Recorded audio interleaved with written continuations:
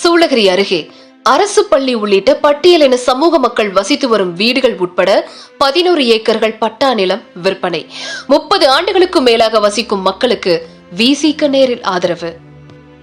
சூளகிரி அடுத்த இம்மடியா நாயக்கன் பள்ளி ஊராட்சி ஒட்டையனூர் அப்படின்ற கிராமத்துல 30க்கும் அதிகமான பட்டியலின வீடுகளும் அரசு பள்ளி, நூலகம், நியாய விலைக்கடை, கோவில்கள், 2 மேல்நிலை நீர்த்தேக்க தொட்டிகள், சுகாதார நிலையம் அப்படின்னு அரசு அலுவலகங்கள் இயங்கி வருது.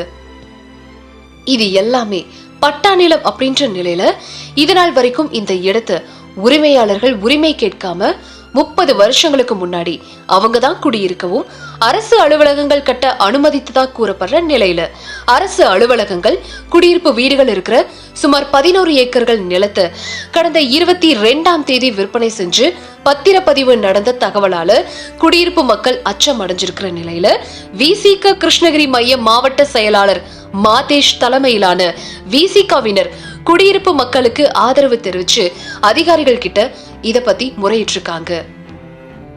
இத பத்தி பேசிய விசிக மாவட்ட செயலாளரான மாதேஷ் என்ன சொல்லியிருக்கிறாருன்னா, பல வருஷங்களா பட்டியலின மக்கள் வீடுகள் கட்டி வாழ்ந்து வர நிலையில இந்த இடம் விற்கப்பட்டது அதிர்ச்சியை கொடுக்குது. ஆதி திராவிட நலத்துறை வீடுகள் இருக்கிற நிலத்தை கைப்பற்றி அரசு சார்பா பட்டா வழங்கணும் அப்படின்னு பேசியிருக்கிறாரு.